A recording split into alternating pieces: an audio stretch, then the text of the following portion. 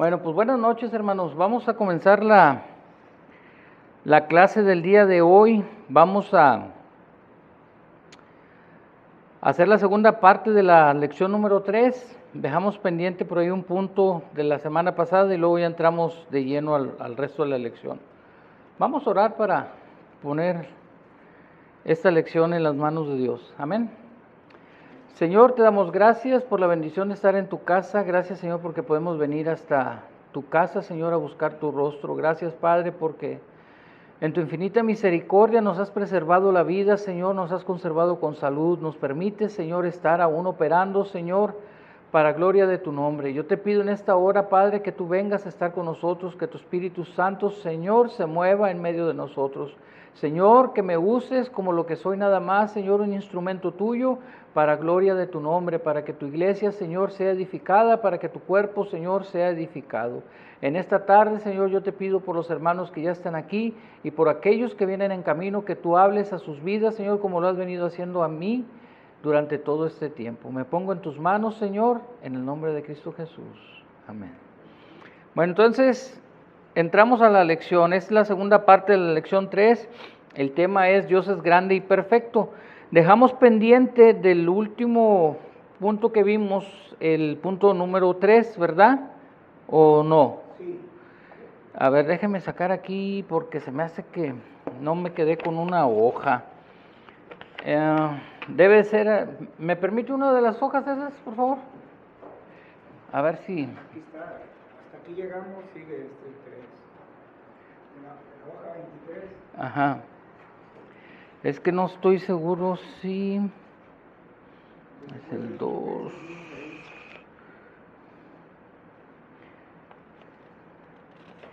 A ver, denme un segundo. Salmo 92. Salmo 92, 4, ¿verdad que sí? Ok, perfecto. Entonces sí estoy bien. Nomás tenía, no sé por qué entró esa duda. Ok, dice, el Dios de toda la creación está obrando en la vida de cada cristiano. Su obra es perfecta y será cumplida sin falla. Esta verdad va más allá de lo que la mente humana puede comprender. El Dios perfecto está cumpliendo una obra perfecta para hacernos como perfectos. Según las siguientes escrituras, ¿cómo debemos responder a esta verdad? Vamos al Salmo 92:4. Salmo 92:4. Búsquelo. Buenas tardes, hermana, Dios la bendiga. Qué bueno que vino.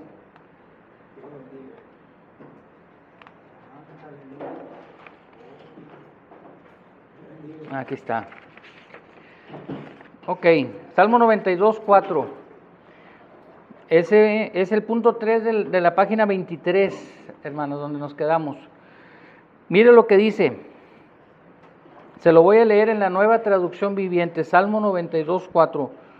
Todo lo que has hecho por mí, Señor, me emociona. Canto de alegría por todo lo que has hecho. La Reina Valera dice, por cuanto me has alegrado, oh Jehová, con tus obras, en las obras de tus manos, ¿qué hago? Ok, entonces, ¿qué debemos hacer, hermanos? Me gusta más cómo viene ya parafraseada en la Nueva Traducción Viviente.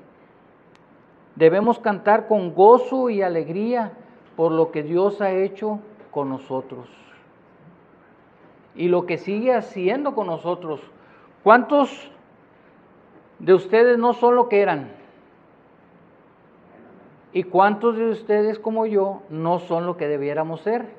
¿Por qué? Porque Dios sigue trabajando en nuestras vidas, ¿verdad? Estamos en ese proceso en el que Dios va trabajando con nosotros.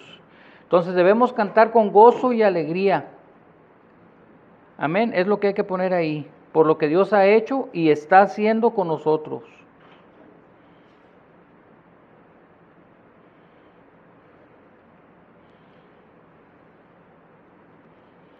Vamos al Salmo 107:22.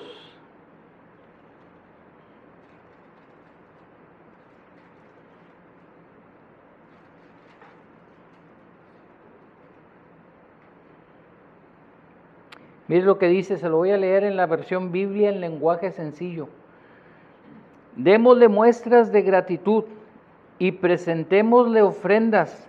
Anunciemos entre gritos de alegría las maravillas que ha hecho. Ofrezcamos sacrificios de alabanza y publiquemos sus obras con júbilo, con alegría. ¿Qué debemos hacer? Primero, ¿qué? Mostrar gratitud hacia Dios. Mostrar gratitud hacia Dios por lo que Dios ha hecho con nosotros. ¿Usted está agradecido por lo que Dios ha hecho con usted? Yo estoy agradecido por lo que Dios ha hecho conmigo.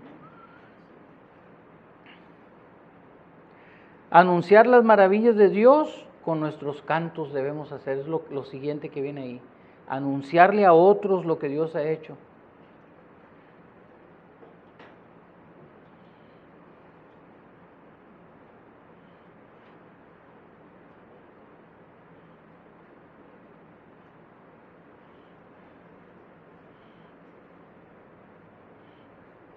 Y luego ya el último texto de ese punto es Filipenses 2, del 12 al 13.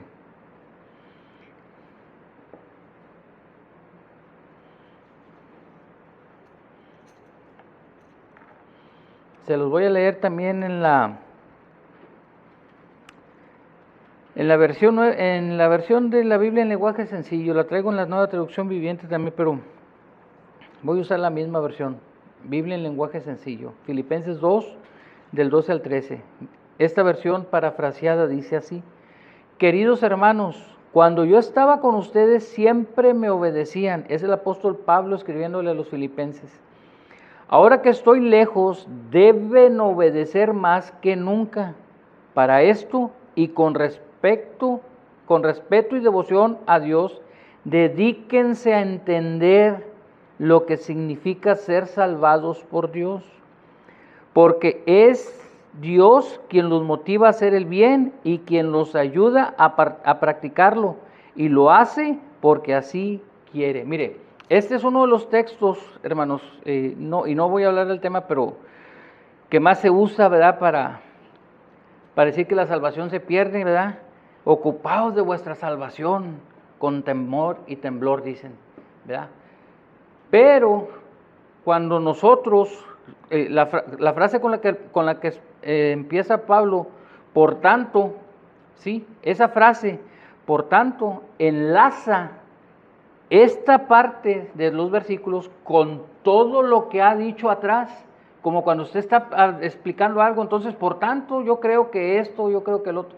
Después de haber dicho una serie de cosas, cuando usted viene haciendo un cierre, usted, bueno, mira, por tanto yo pienso que debemos hacer eso, como por decir, las situaciones que hemos estado teniendo, pues yo creo que por tanto deberíamos de hacer esto, porque ya hay una serie de eventos que él ha estado explicando, y todos esos eventos tienen que ver con entender nosotros lo que significa haber sido salvados por Cristo, hermanos. No que cuidemos la salvación, sino que entendamos lo que significa que ha pasado en mi vida al momento de que Cristo vino a morar en mi vida, que el Espíritu Santo vino a morar en mi vida, que yo me convertí en templo del Espíritu de Dios, que ahora Dios me ha dado una misión y un compromiso para con Dios y con los hombres a llevar el Evangelio, a dar testimonio. Es lo que está diciendo Pablo, y lo encierra perfectamente bien con lo que dice anteriormente.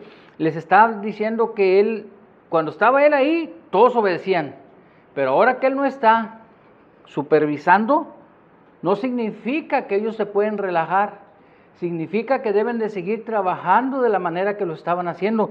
Y esta versión, la Biblia en lenguaje sencillo, lo traduce correctamente. Por eso la frase que dice ahí: por eso, con respeto y devoción a Dios, dedíquense a entender lo que significa ser salvados por Dios. Y sabe que eso es muy importante, hermanos. Déjenme le digo algo. Hay gente que viene, y así es, viene el domingo, ¿verdad? Por decir, allá donde yo estaba, pues había cultos de martes a domingo, incluidos los sábados, menos los lunes. Y parece que no entienden de qué se trata el cristianismo. ¿Por qué? Porque su vida no da ese testimonio, ¿verdad? Siguen enfrascados, vamos a decir, en la amargura, en esto, en lo otro, siguen. No han entendido el amor de Dios, no han entendido la compasión de Dios, que Dios los ama, que Dios tiene cuidado de ellos, no han entendido que Dios tiene un plan para sus vidas. ¿Sí me estoy explicando? A eso los quiero llevar. Entonces, cuando caminamos de acuerdo a la voluntad de Dios y nos metemos con Dios realmente, entonces entendemos el propósito de Dios para nuestras vidas. Siempre lo he dicho, Dios es un Dios de propósito. Hermano, no lo salvó usted sin un propósito. Mijo, no te salvó Dios a ti sin un propósito. Tú estás aquí porque Dios tiene un propósito. No estás porque dijo, bueno, pues le voy a dar una chance más, total. Pues, no, Dios no actúa de esa manera. Dios es un Dios de propósitos. Dios llama a las gentes con un propósito. Entonces debemos entender eso como creyentes. Entonces, lo que yo le puse ahí en términos reducidos es mostrar los cambios realizados por Dios al ser salvos.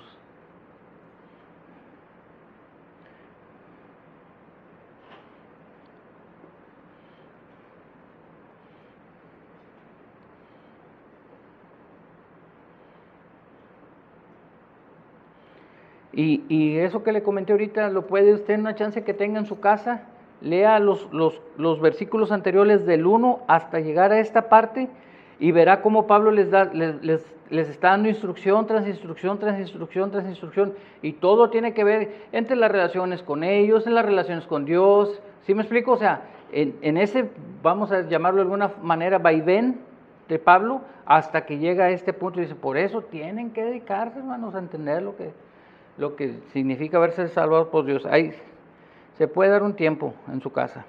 Entonces ya entramos a la siguiente parte. La siguiente sección se titula La voluntad de Dios es ¿cómo? Perfecta. ¿Será siempre perfecta o solo cuando se nos acomoda? Ahí es la cosa, hermanos. Porque luego cuando no se nos acomoda, parece que la voluntad de Dios no es tan perfecta, como si Dios se equivocara. Pero no, la voluntad de Dios siempre es perfecta. Vamos a leer. La voluntad de Dios es perfecta porque está fundada en su carácter. Las implicaciones de esta verdad son como tremendas. El propósito y el plan de Dios para nosotros son dignos de nuestra ¿qué? Absoluta confianza. Nunca debemos apoyarnos en nuestro propio entendimiento o buscar hacer lo que es correcto en nuestros propios ojos sin consultar a Dios. Más bien deberíamos confiar en Dios y obedecer su palabra, es decir, las Escrituras. ¿Cuántos han oído la famosa frase esa que cómo me cae gorda esa frase? Mientras yo tenga paz en mi corazón, hermano. ¿Ha oído eso? ¿Pero qué dice la Biblia? Engañoso más que todas las cosas, ¿qué es? ¿Yo? ¿Usted? ¿O su corazón? ¿O el mío? Es el corazón. Por eso debemos de guiarnos siempre, ¿por qué? Por la palabra de Dios, porque es como perfecta. Esa espada discierne nuestros pensamientos, correcto, pero es perfecta. Aquí encontraremos siempre la dirección correcta que Dios tiene para nuestras vidas. Ok, vamos al punto 1. ¿Cómo se describe la voluntad de Dios en Romanos 12:2? ¿Cómo se describe la voluntad de Dios en Romanos 12:2? Se los voy a leer en la Biblia Nueva Traducción Viviente.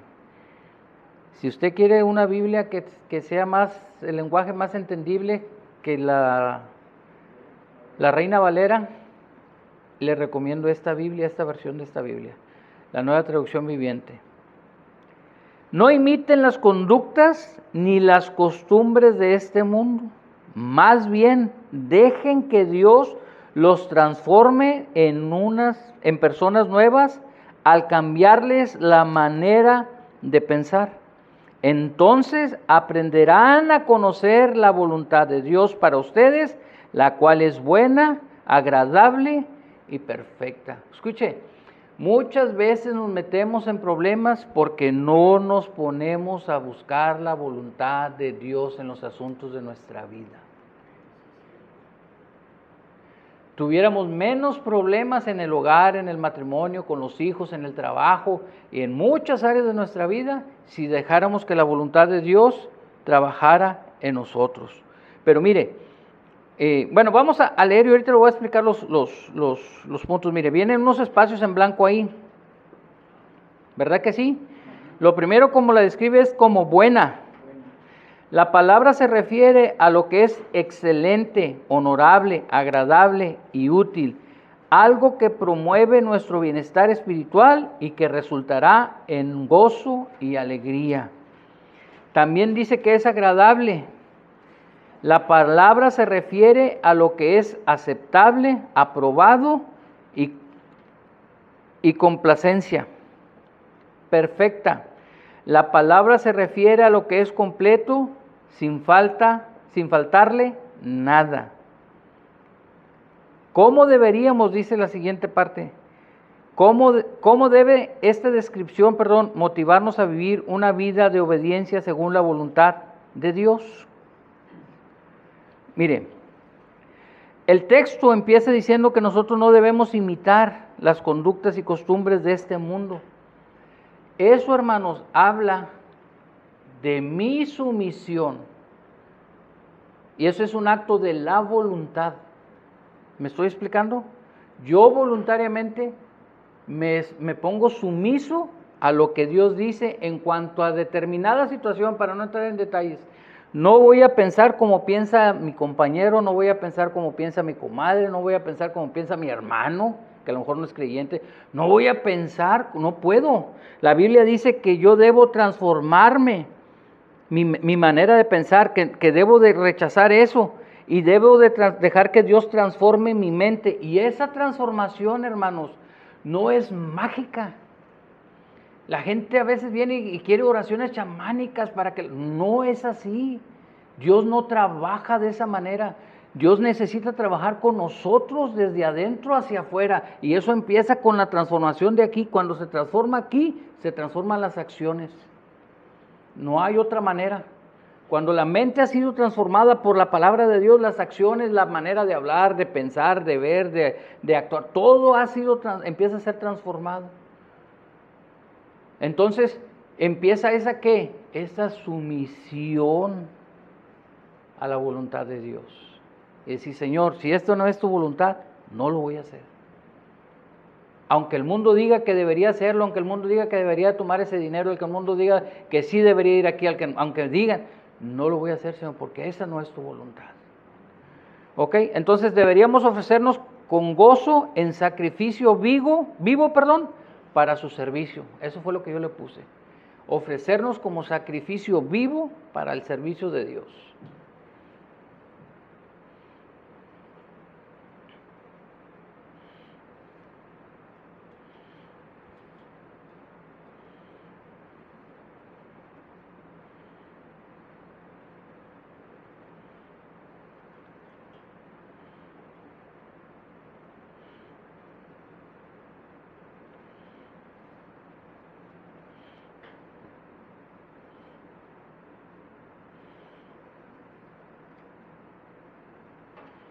¿Sabe que, nomás para darle un ejemplo, me vino ahorita a la mente y creo que, ¿sabe que vi una noticia?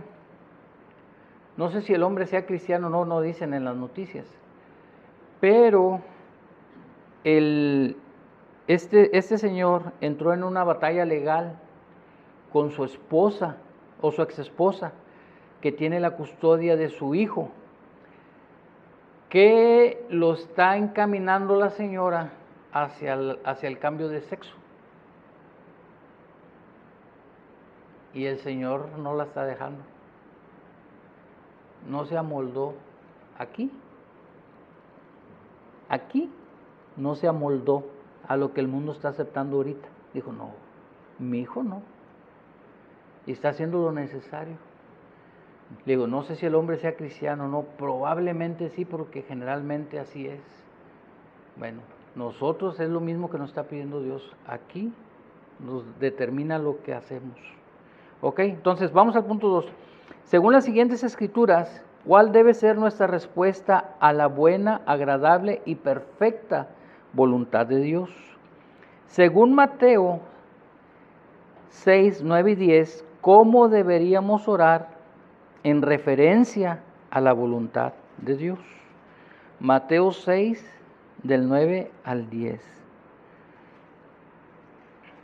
Vosotros pues, dice, oraréis así: Padre nuestro que estás en los cielos, santificado sea tu nombre. Venga tu reino, hágase mi voluntad. ¿Dice así? Hágase tu voluntad como en el cielo, así también en la tierra. ¿Cómo debemos orar, hermanos?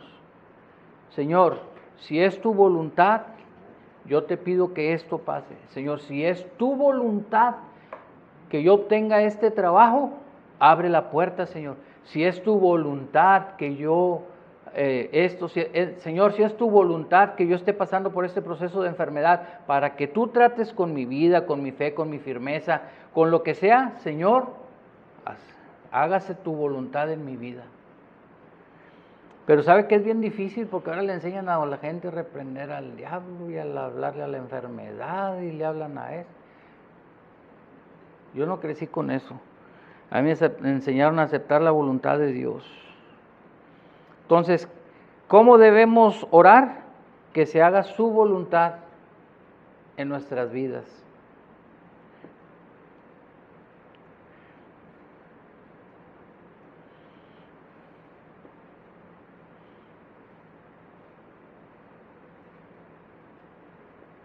Ahora, significa, hermanos, que cuando oramos, hágase tu voluntad, nos estamos abandonando a ver qué pasa, a la suerte.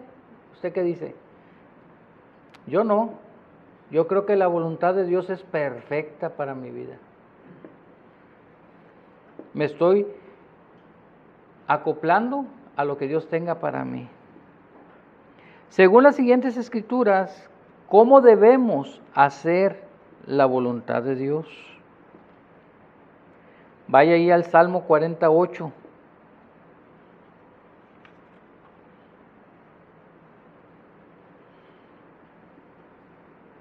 Se lo leo.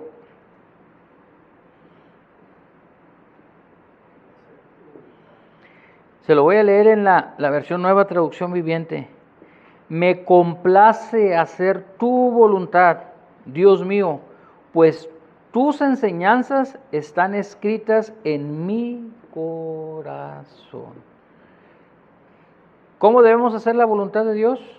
Con agrado y alegría, hermanos, con complacencia. Pero no solamente eso, sino que siempre bajo, ¿qué? La dirección de su palabra.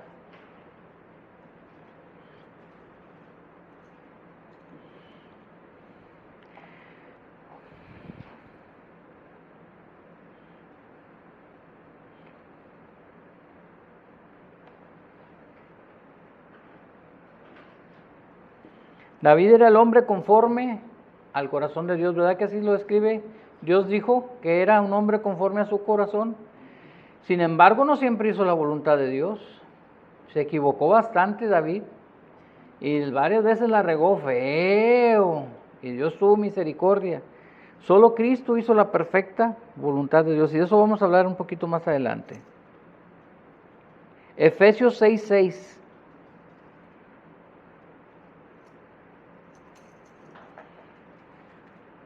Se lo voy a leer en la Biblia latinoamericana. No, es la Biblia de las Américas esta, la Biblia de las Américas. No se fijen en si son vigilados o si ¿qué? Ganarán consideración, pues ustedes son siervos de Cristo que hacen con gusto la voluntad de Dios. En la Reina Valera dice, no sirviendo al ojo como los que quieren agradar a los hombres, sino como siervos de Cristo, de un corazón, haciendo la voluntad de Dios. Mire, hermano, cuando usted hace un trabajo para lo que sea, usted debe hacerlo como si Dios lo estuviera observando. Exactamente así lo debe de hacer. Usted puede decir, no, al cabo no está mi jefe, pero está Dios. Está Dios ahí y debemos hacerlo siempre con excelencia, hermanos. Haciendo la voluntad de Dios, dando testimonio de ser hijos de Dios, de glorificar a Dios en todo lo que hacemos. ¿Ok?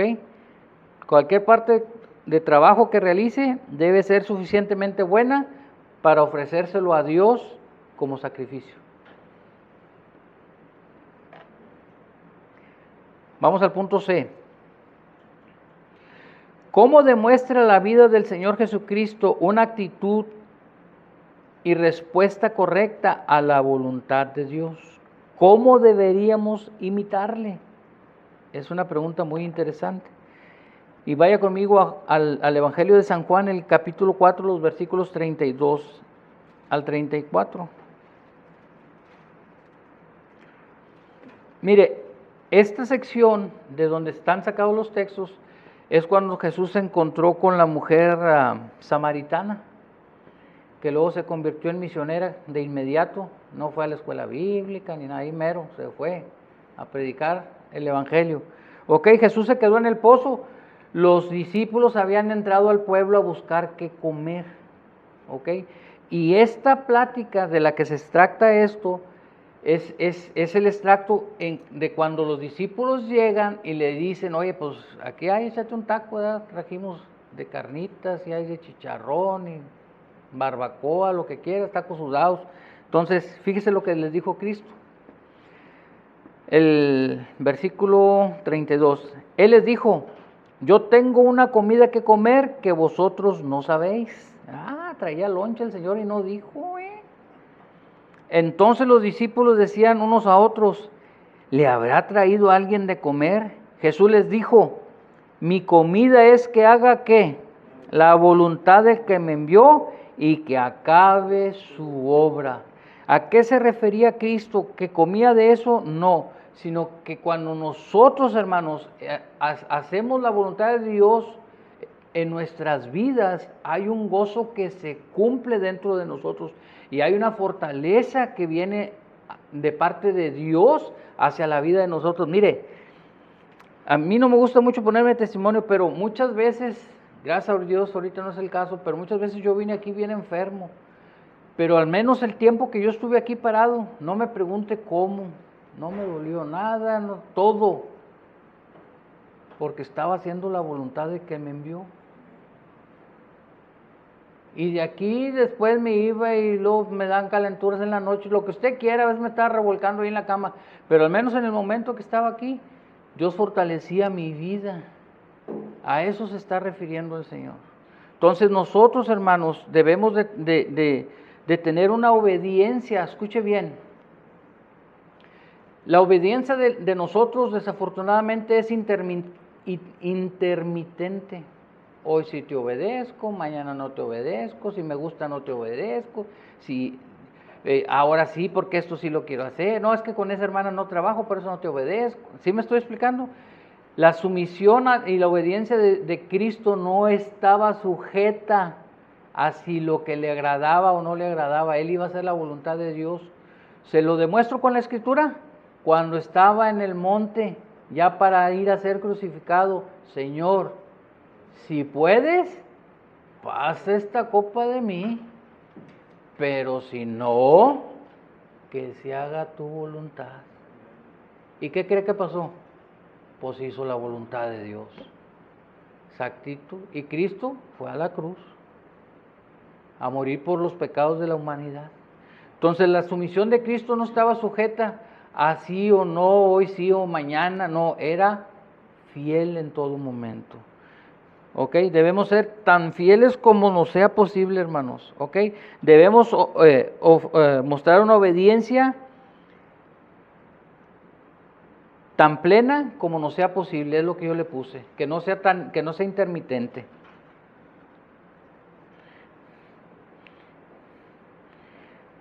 Intermitente pues viene ahí de los focos, ¿verdad? Cuando se le poncha una llanta que se para en el freeway, que prenden y apagan, son las intermitentes. Y así andamos muchos, la prendemos y la apagamos, la prendemos y la apagamos.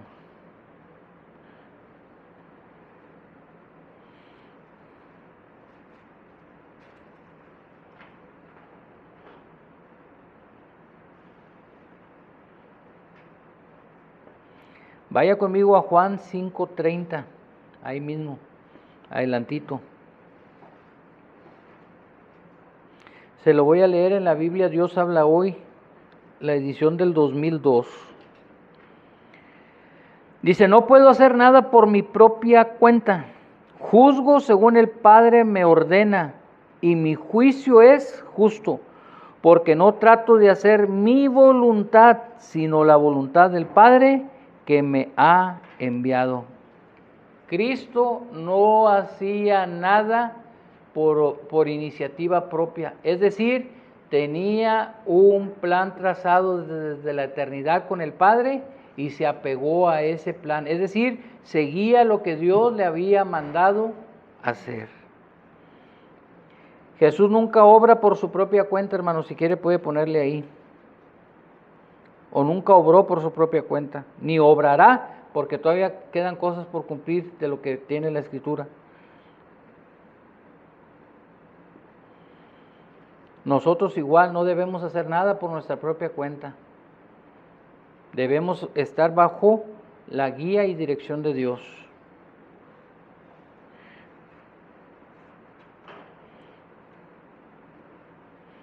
Inclusive juzgar, hermanos. Debemos juzgar bajo la dirección de Dios. Siempre. No es malo juzgar el pecado en la iglesia, es decir, llamar al orden a la iglesia. No lo es, pero siempre debe ser guiado bajo la dirección de Dios.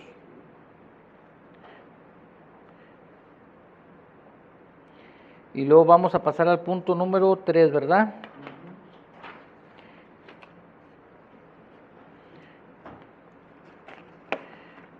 Ahora sí no les dije, pero va a ser una clase relativamente corta. Una de las verdades más importantes en el cristianismo es que la voluntad de Dios está revelada principalmente a través de la palabra de Dios, las Escrituras. La palabra de Dios es perfecta porque Dios es su autor y preservador. ¿Qué nos enseñan las siguientes Escrituras acerca de esta verdad? ¿Ok? Principalmente, miren hermanos, yo creo en el don de profecías, ya he platicado algunas situaciones que me ha tocado vivir de primera mano, y yo creo que Dios sigue hablando y que sigue dando palabra, yo no dudo de eso, yo creo que los dones están operando en la iglesia, yo creo eso, pero nada debe sustituir a la palabra de Dios, nada, ninguna palabra que alguien le dé, ni nada debe sustituir la palabra de Dios. Desafortunadamente se ha hecho mucho mercadeo de eso y la gente busca mucho ese tipo de misticismo, en lugar de buscar la dirección de Dios. Mire, vamos allá al Salmo 19 del 7 al 9. Salmo 19 del 7 al 9.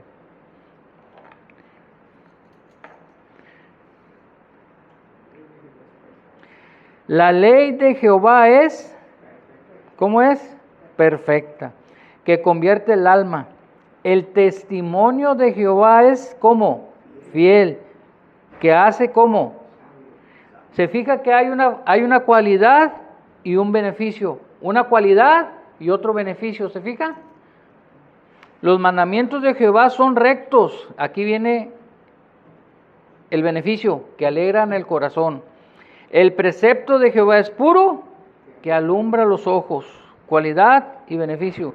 El temor de Jehová es limpio, que permanece para siempre. Los juicios de Jehová son verdad, todos justos.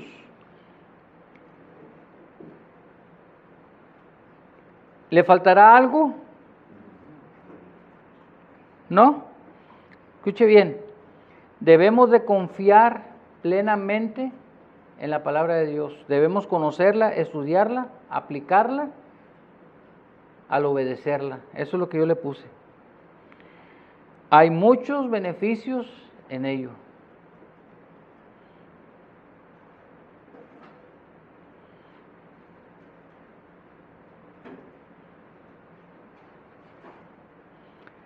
Vaya al Salmo 12:6. Salmo 12:6.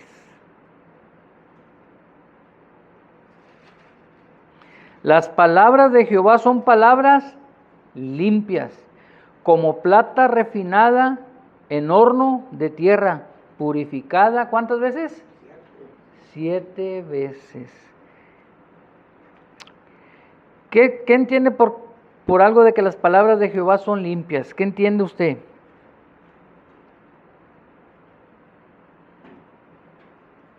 ¿Alguna vez le han dicho algo? Mira, te voy a decir exactamente lo que pasó. ¿Qué quiere decir? Que no le está agregando nada, ¿verdad? Ni quitando nada. El testimonio que le está dando está limpiecito. Bueno, las palabras de Dios son limpias, perfectas, no le falta nada, no hay engaño, no hay mentira en las palabras de Dios, en el testimonio de Dios, en sus mandatos, no hay engaño en ellos. Esto de refinada 7 veces, sabe que yo lo puedo entender bien. Aquí habla de una pureza muy, muy, muy, muy alta. Ya les he platicado otras veces, ¿verdad? Los testirrollos, al cabo hay tiempo, y tenemos ahí, creo que trajeron un pastel o algo. Mi papá y yo refinábamos oro. Lo sacábamos del scrap de unas compañías.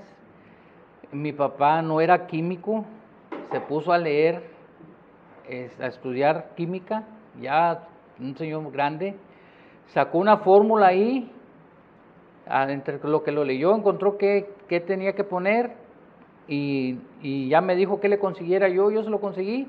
Entonces juntábamos todas las piezas de oro, que todo lo que tuviera oro lo juntábamos, chiquitos de cualquier tamaño, y lo metíamos en esa mezcla. Y todos los metales se desbarataban y quedaba el puro oro. Haga de cuenta, más delgaditos que un papel de China, bien finitas las lainitas de oro, así, bien finitas. Pues para juntar tardaba mucho tiempo, ¿verdad? Pero yo les cuento que a mí nos pasó una vez un detalle con una fundición que hicimos, que el oro quedaba de 24 quilates, hermanos. Porque el oro que va en los equipos electrónicos, y sobre todo si son equipos como los sensores de choque de los autos, tiene que ser oro de 24 quilates, no puede ser menos, para que la conducción de la electricidad sea perfecta y para que no haya corrosión en los metales. Tiene que ser, el baño de oro es de 24 quilates. Entonces, cuando probábamos el oro, daba los 24 quilates. Pero cuando le corríamos otra prueba, que la metíamos en la prensa, se cuarteaba. Se mantenía la placa, pero se cuarteaba. Eso indicaba que tenía una impureza todavía, que estaba fuera del alcance de lo que nosotros podíamos hacer. Como que era el oro, se lo pagaban bien, pero la idea era llevar un producto bueno. ¿Verdad? Bueno, esto que dice aquí, 7 veces, el 7 es el número de la perfección en la Biblia. Los números tienen significado bíblico en la Biblia, hermanos. El 7 habla de perfección. La palabra de Dios es perfecta. No hay nada que le falte, ni que ponerle, ni que quitarle. Por eso cuando usted vaya a una iglesia, siempre busque que la palabra de Dios tenga su lugar, que no sea menospreciada, que no sea cambiada por ideas ni filosofías, no. Debe ser la palabra de Dios la que gobierne siempre la iglesia. ¿Ok? Entonces vamos al siguiente versículo. Segunda de Timoteo 3, 16 y 17. Toda la escritura es inspirada por Dios y útil para enseñar, para redarguir, para corregir, para instruir en justicia, a fin de, ¿ve? Tiene cualidades y viene el beneficio, a fin de que el hombre de Dios sea perfecto, enteramente preparado para toda buena obra. La palabra de Dios, hermanos, nos instruye en todo sentido. nos enseña, nos redarguye, es decir, nos hace un llamado de atención cuando algo está mal en nuestras vidas o estamos haciendo algo que no está bien. La palabra de Dios nos habla, pero no solo nos redarguye, nos corrige el rumbo, endereza nuestros caminos, nos instruye en justicia. ¿Qué significa eso? En hacer la voluntad de Dios. En eso. A fin de que podamos ser como perfectos. No somos perfectos en el sentido que la gente lo ve, sino perfectos en el sentido que Dios nos ve para poder llevar a cabo la obra. Yo no soy perfecto, hermano, yo no creo que estoy parado aquí porque soy perfecto. No, yo tengo muchas fallas y Dios sigue trabajando conmigo y yo sigo luchando con muchas cosas. Yo lo sabe, yo no tengo ningún problema. Yo soy humano como usted y como cualquiera. Si usted me pisa un callo me duele, y si me hace algo puede que me ofenda y puede que hasta me sienta. ¿Sí me explico? Pero Dios sigue trabajando conmigo. Amén. Entonces, porque la Biblia es inspirada, es confiable, debemos aplicarla a nuestras vidas.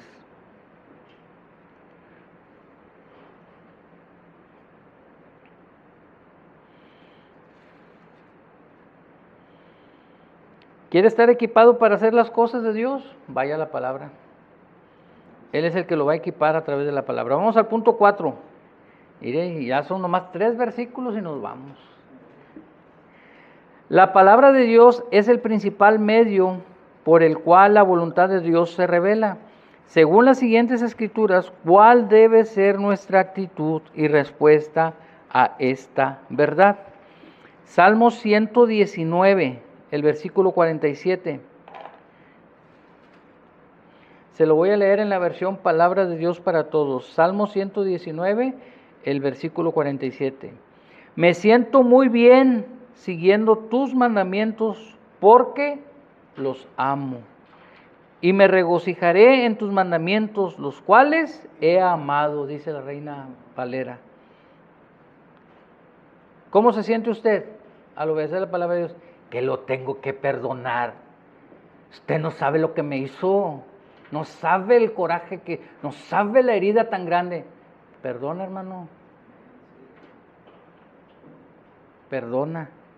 Solo es un ejemplo, ¿verdad? Obedecer la palabra de Dios con gozo.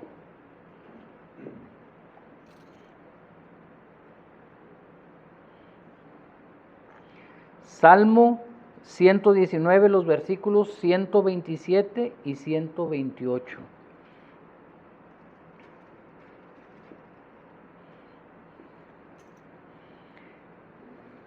Se los voy a leer en la palabra de Dios para todos también. Amo tus mandamientos más que cualquier cosa en el mundo, aún más que el oro. Por eso obedezco tus normas y rechazo el camino de maldad. Por eso he amado tus mandamientos más que el oro y más que oro muy puro. Por eso estimé rectos tus mandamientos sobre todas las cosas y aborrecí todo camino de mentira, dice la Reina Valera. ¿Qué tanto ama usted la palabra de Dios? Cuando usted ama la palabra de Dios, confía en ella y la pone en práctica. Eso es lo que le debe poner ahí. Cuando amamos la palabra de Dios, confiamos en ella y la ponemos en práctica. El salmista sabía eso.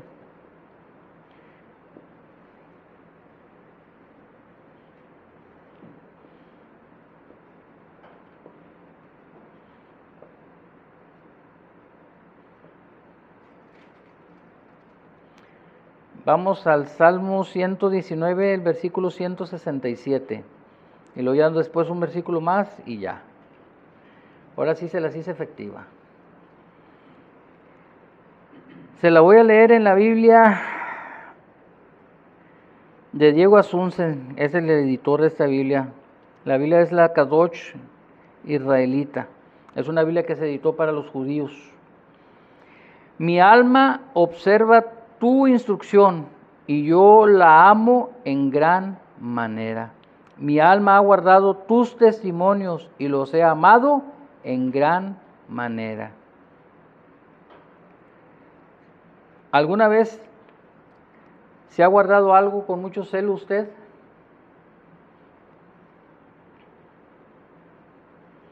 Amar la palabra de Dios, hermanos, aquí significa estar arraigados en su palabra. Cuando usted ama algo, o cuando usted ama la palabra de Dios, usted se arraiga y se afirma en esta palabra. Observar, hermanos, significa poner en práctica. La palabra observar tu instrucción significa poner en práctica lo que Dios ha mandado para cada uno de nosotros.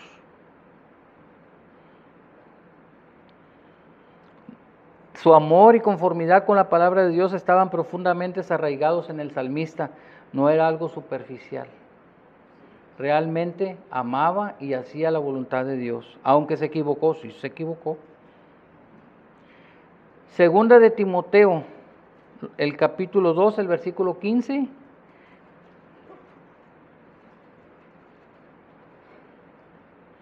Así que, hermanos, estad firmes y retener la doctrina que habéis aprendido, sea por palabra o sea por carta nuestra. Pablo le está diciendo a los tesalonicenses que enfrentarían presiones por medio de persecuciones, de falsos maestros, de mundanalidades, de apatías, de muchas otras cosas que los podían presionar para abandonar su fe. ¿Sabe que lo mismo pasa hoy en día? El mundo, las presiones del mundo, las cosas mundanas, los amigos, los familiares, a veces nos presionan, ¿verdad?